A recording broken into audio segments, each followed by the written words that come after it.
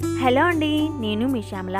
ఈరోజు మన యుక్తి కిచెన్లో టైం లేనప్పుడు 2 మినిట్స్లో లంచ్ బాక్స్ పిల్లలకి ఎలా తయారు చేసుకోవాలో ఇవాళ ఈ వీడియోలో చూపిస్తున్నానండి. ముందుగా స్టవ్ ఆన్ చేసుకొని స్టవ్ మీద ప్యాన్ పెట్టుకోండి. అందులోకి కొద్దిగా నెయ్యిని యాడ్ చేసుకున్న తర్వాత ఇందులోనే 1 టేబుల్ స్పూన్ వరకు ఆయిల్ని కూడా వేసేసుకొని హీట్ అయ్యాక అందులోకి 1 ఇలాచీ మరియు లవంగం, 1 కొద్దిగా దాల్చిన చెక్కను కూడా యాడ్ చేశానండి. ఇందులోనే 1 టేబుల్ స్పూన్ జీలకర్ర, 1 టేబుల్ స్పూన్ మినపప్పు, 2 టేబుల్ స్పూన్ల వరకు పల్లీలను కూడా వేసుకొని ఒకసారి కలుపుతూ 2 మినిట్స్ పాటు కొద్దిగా పప్పులని వేసుకోవాలి. ఆ తర్వాత పచ్చిమిర్చి మరియు కరివేపాకుని వేసేసుకోండి. ఒక పచ్చిమిర్చి తీసుకున్నానండి, ఒక రెమ్మ కరివేపాకుని కూడా తీసుకున్నాను. అవి కూడా వేగిన తర్వాత కొద్దిగా హాఫ్ వరకు సన్నగా తరిగి పెట్టుకున్న ఆనియన్ ముక్కల్ని వేసేసుకోండి. ఇలా కలుపుతూ ఆనియన్ ముక్కల్ని కాస్త ఫ్రై చేసుకోవాలండి, ఒక 1 మినిట్ పాటు. ఆ తర్వాత ఇందులోకి కొద్దిగా పసుపుని యాడ్ చేసుకుందాం. 1/2 టేబుల్ స్పూన్ వరకు పసుపుని కూడా యాడ్ చేసుకున్నానండి.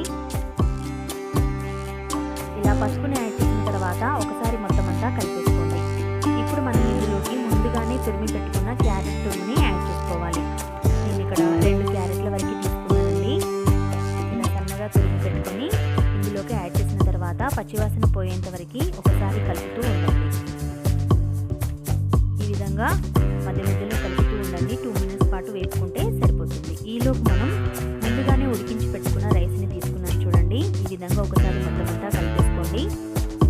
ఇప్పుడు ఇందులోకి కొద్దిగా ఆయిల్ని యాడ్ చేస్తున్నాము. ఇందులోనే రుచికి సరిపడా సాల్ట్ని కూడా వేసేసుకోండి. సాల్ట్ని యాడ్ చేసిన తర్వాత మరొకసారి మొత్తం అంతా ఇలా కలిపేసుకోండి. చూస్తున్నారు కదా, ఈ విధంగా కలిపేసుకొని పక్కన పెట్టేసుకోండి. ఇందాక మన ప్యాన్లోకి క్యారెట్ తురుము అనేది చక్కగా వేగిపోయింది చూడండి.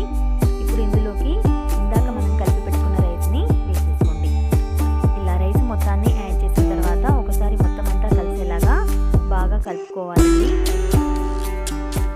ఇలా చక్కగా కలిపేసుకోండి. సాల్ట్ చెక్ చేసుకొని సాల్ట్ ఏమైనా పట్టినట్లయితే మరి కాస్త వేసేసుకోండి.